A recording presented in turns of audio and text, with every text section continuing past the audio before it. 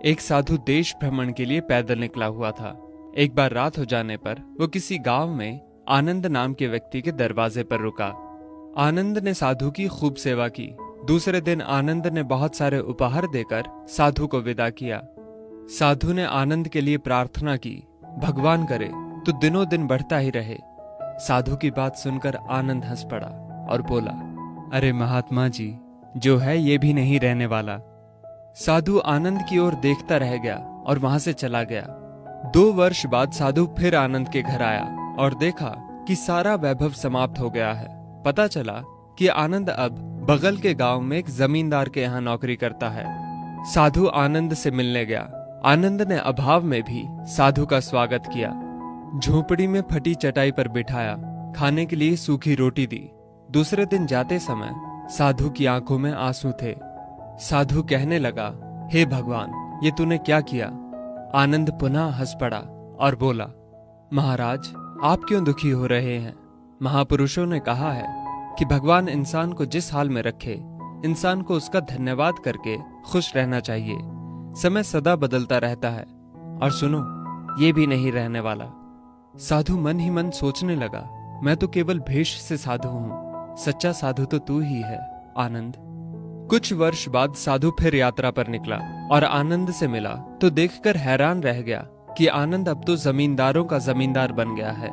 मालूम हुआ कि जिस जमींदार के यहाँ आनंद नौकरी करता था वो संतान विहीन था। मरते समय वो अपनी सारी जायदाद आनंद को दे गया। साधु ने आनंद से कहा, अच्छा हुआ वो जमाना गुजर गया, भगवान करे अब तू ऐसा ही बना रहे। ये सुनकर आनंद फिर हंस पड़ा और कहने लगा, महाराज, अभी भी आपकी नादानी बनी हुई है।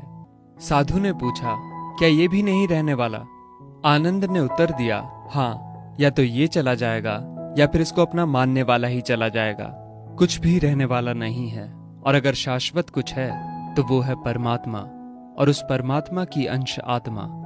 आनंद की बात को साधु ने गौर से सुना और चला गया। साधु कई साल बाद फिर लौटता है तो देखता है कि आनंद का महल तो है, किंतु कबूतर उसमें गुटरगू कर रहे हैं और आनंद का देहांत हो गया है।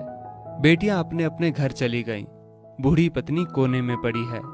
साधु कहता है, अरे इंसान, तू किस बात का अभिमान करता है? क्यों इतराता है?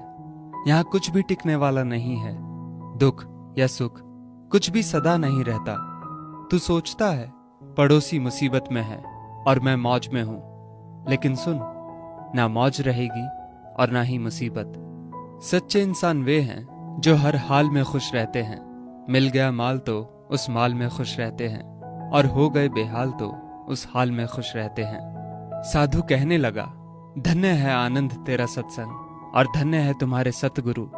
मैं तो झूठा साधु हूं, असली फकीरी तो तेरी जिंदगी है। अब मैं तेरी तस्वीर देखना चाहता हूं, कुछ फूल चढ़ाकर दुआ तो मांग लूं। साधु दूसरे कमरे में जाता है तो देखता है कि आनंद ने अपनी तस्वीर पर लिखवा रखा है, आखिर में ये भी नहीं रहेगा।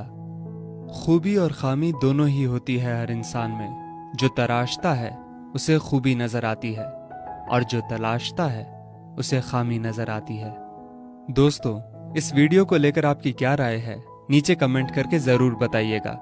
और अगर आपको ये वीडियो अच्छी लगी हो तो इस वीडियो को लाइक करिएगा, शेयर करिएगा ज्यादा से ज्यादा लोगों तक।